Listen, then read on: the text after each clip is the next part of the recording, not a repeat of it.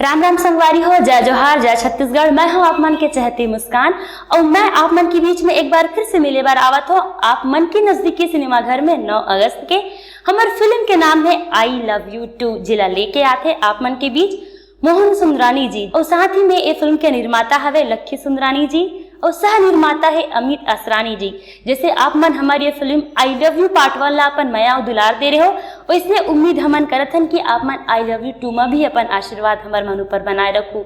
संगवारी हो इस फिल्म में आप मन ला कॉमेडी, गीत, संगीत, हंसी मजाक, एक्शन हर चीज देखे बर मिली। पूरा कहा जाए तो एक मसालेदार पिक्चर जो आप छत्तीसगढ़ के दर्शक मन देखना चाहते हो तो 9 अगस्त के आप मन हमारी फिल्म आई लव यू 2 देखे बर भुला हो जन। जय जोहार।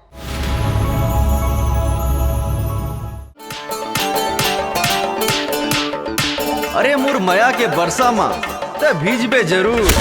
अरे एक ना एक दिन ते पसीजबे जरूर। माया कर ले रानी 4 दिन के जवानी शुरू कर ले कहानी आजा जानी कह दे रानी कह दे ना बोला आई लव यू टू चल चल पूरा आई हेट यू।